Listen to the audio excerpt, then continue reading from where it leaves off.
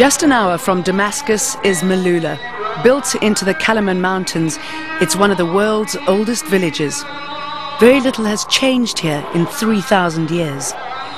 Muslims and Christians live and pray alongside each other, and the majority of them speak the ancient language of Aramaic. These are the sounds that would have been familiar to even Jesus Christ himself.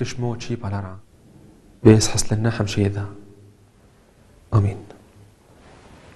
is one of the things that puts us in connection with Jesus. It's beautiful to hear the same language that Jesus spoke, in fact, in the past.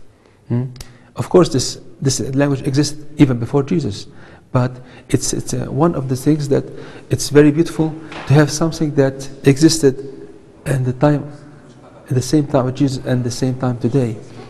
In its day, Aramaic was the language of the Middle East. Now it's only spoken in a handful of places. And there's a real concern that as people up and leave their ancient villages to seek a better life in cities, the language is disappearing with them.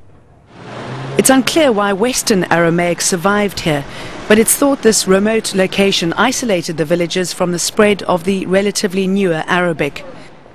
If Aramaic dies, the fear here is that Maaloula will lose one of its biggest draws. It's really important for us to protect this valuable and ancient culture, since it's the treasure that our ancestors left us with. Our children have to learn that.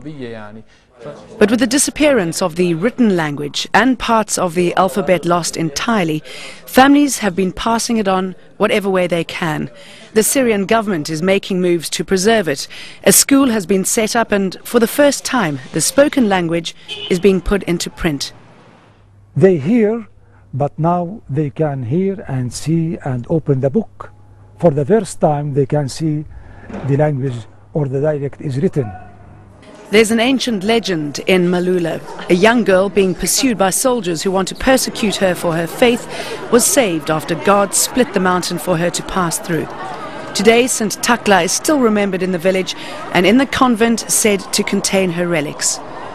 Residents hope it'll take something a little less miraculous to save their language. Jane Dutton, Al Jazeera, Maaloula, Syria.